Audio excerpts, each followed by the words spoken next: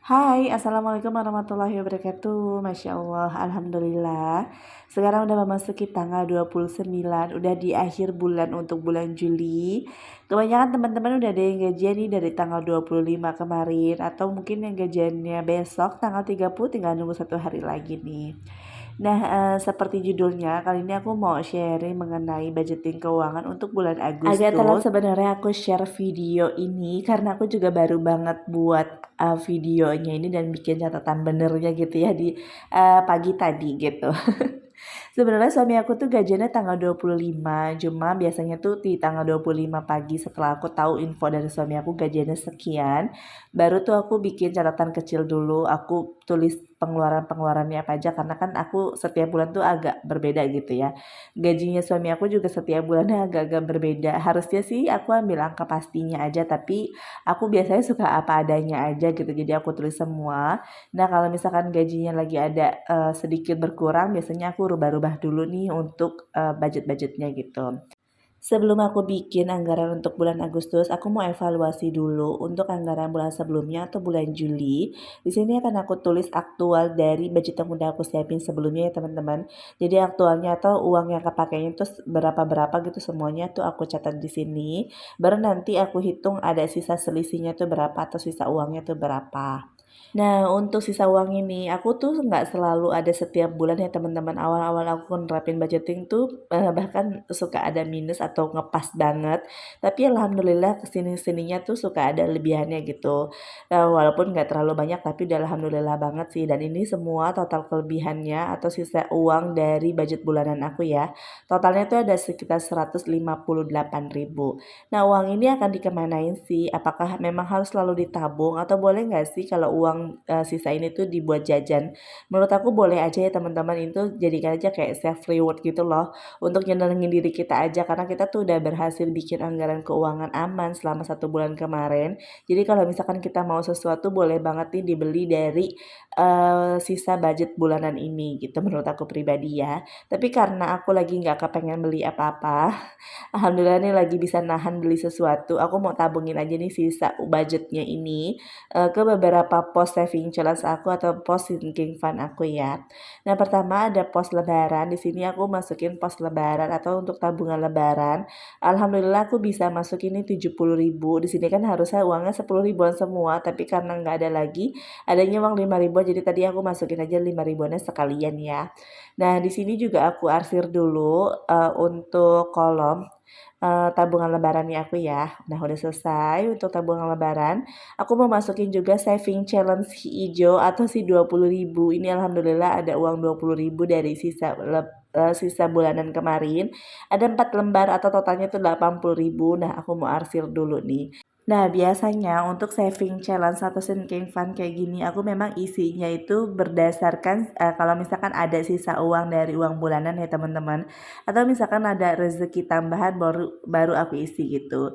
Jadi memang untuk uang sisa bulanan tuh biasanya aku kumpulin dulu di akhir bulan baru aku catat semuanya totalnya itu berapa gitu ya. Mungkin ada juga sebagian teman-teman yang misalkan dari uang belanja mingguan ini langsung ada kembalian itu langsung ditabung boleh aja sih. Cuma karena aku lebih nyamannya kayak gini dikumpulin dulu sampai akhir bulan. Jadi hitungannya tuh kayak sebagai uang jaga-jaga juga sih uang sisaan ini. Takutnya di pertengahan atau sampai akhir bulan ada pengeluaran tak terduga bisa banget dipakai dari uang sisa-sisa ini. Kalau misalkan nggak ada pengeluaran lagi sampai tanggal gajian tiba, baru uangnya tuh aku masukin ke pos-pos sinking fund atau saving challenge ya. Oke, sekarang kita mulai lagi yuk untuk bikin anggaran keuangan bulan Agustus. Teman-teman gimana nih, udah buat anggaran keuangan untuk bulan Agustus belum? Jangan lupa ya budgeting dulu sebelum menggunakan uang gajinya itu biar semuanya jelas. Atau misalkan kalau teman-teman belum sempat nih bikin budgetingnya atau bikin anggarannya, nggak apa-apa kok uangnya dipakai dulu asalkan semua pengeluarannya teman-teman tuh dicatatin sama teman-teman ya. Jadi biar nanti pas teman-teman udah sempat bikin anggaran, ketahuan gitu loh uangnya tuh udah kepake sekian-sekian untuk apa aja. Karena aku juga begitu, dari kemarin tanggal 25 sampai sekarang tanggal 29 baru sempet banget nih bikin anggaran. Karena banyak banget kesibukan di dunia nyata atau kesibukan yang lainnya sampai nggak sempat sama sekali bikin-bikin kayak gini. Tapi alhamdulillahnya aku udah bikin catatan pengeluaran aku dari tanggal 25 sampai tanggal 29 ini udah mengeluarkan uang berapa aja dan untuk apa aja. Jadi nantinya pas aku mau masukin uang ke dompet disiplinnya itu udah ketahuan, oh sisanya tuh tinggal segini karena udah aku pakai untuk segini, untuk ini itu gitu ya teman-teman. Masya Allah, dari tadi aku ngomong terus sampai ketinggalan jauh banget nih sama yang aku lagi tulis. Jadi ini aku udah mulai tulisin kategori saving dan akan aku tulis juga kategori giving. Jadi mulai bulan Agustus ini aku nggak akan tulis untuk nominal gaji Pak suami aku berapa ya teman-teman. Dan ada beberapa post juga yang nominalnya tuh nggak akan aku cantumin di video ini, nggak akan aku kasih lihat di video ini, takutnya ada yang salah paham, ada yang bilang aku punya maksud lain. Padahal dengan aku share kayak gini tuh aku cuma mau sharing aja gimana caranya aku ngatur keuangan. Jadi lebih baik nominalnya aku kosongin aja atau aku kasih tanda XX aja ya teman-teman. Oke, langsung aja ya. Jadi setelah aku menerima gaji, aku biasanya bagi penghasilan suami aku itu ke 3 kategori. Ada saving, giving, dan living. Nah, saving ini aku selalu mengutamakan untuk ditabung. Ada tabungan jangka panjang, ada dana darurat. Dana darurat ini penting banget teman-teman. Aku udah merasakan sendiri, alhamdulillah kemarin udah mulai nabung dana darurat beberapa bulan dan udah kepake sih sebagian, udah hampir habis. Karena kemarin tuh 1 bulan kemarin tuh lagi banyak banget, lagi berjamaah banget nih perabotan di rumah lagi pada rusak, mesin air, mesin cuci, terus keran itu tuh pada rusak berjamaah gitu. Untungnya aku punya dana darurat jadi bisa pakai dana darurat ini untuk ngebetulin mereka itu semua gitu.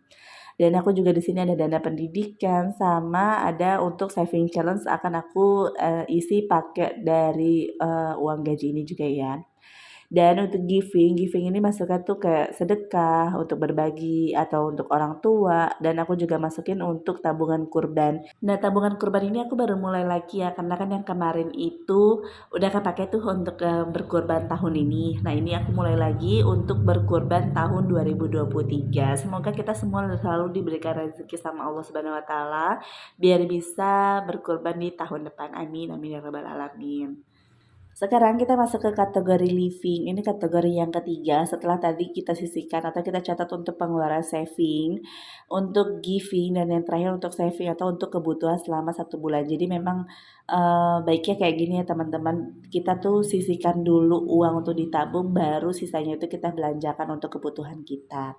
Untuk living atau kebutuhan selama 1 bulan ini sifatnya tidak tetap ya teman-teman. Jadi nominal itu bisa berubah-ubah tergantung sama kebutuhan kita saat itu. Makanya yang biasanya aku rubah-rubah tuh yang si livingnya ini.